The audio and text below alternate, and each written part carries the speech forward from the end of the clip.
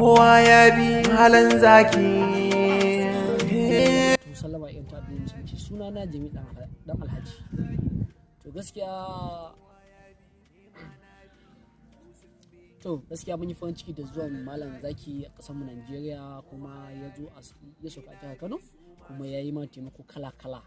Ya je gidan marayu, ya yi tallafi, ya je asibiti. Mun gaskiya dai mun alhamdulillah mu yan jama'a Kano, mun jihar Kano mun ji daɗi irin taimakon da cikin malam zaki ya zo yi. Gaskiya malam zaki mutum ne mutumin kirki, kuma ba mutum ne shi dan yaudara ko dan wannan ba. Gaskiya malam zaki mutum ne mutumin kirki, kuma mutum ne shi wanda in Allah ya taimake ka yi maka addu'a, Allah yana karba.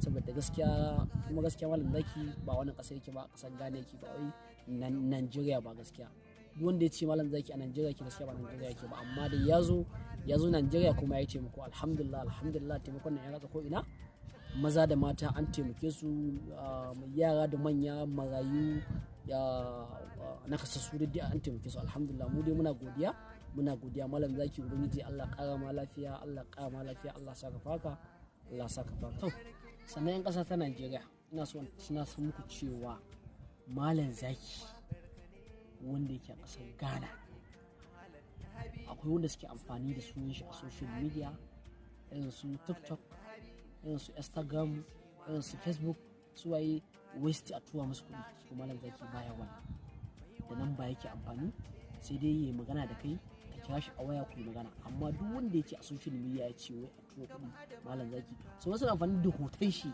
a saka shi a social media, sai a ce wai ana buƙatar kaza, a shi malam zaki ba yana. So wannan mutanen ba zai yana ba yan yaudara ne gaskiya. Dan akwai matar da take gaya min cewa wai ta yi malam zaki magana, wai a Instagram, shi a malam zaki wani cikin normal lambar wannan, sai rike cewa wai 080 wai sai da shi a lambar malam zaki ai ba wannan ta fara ba.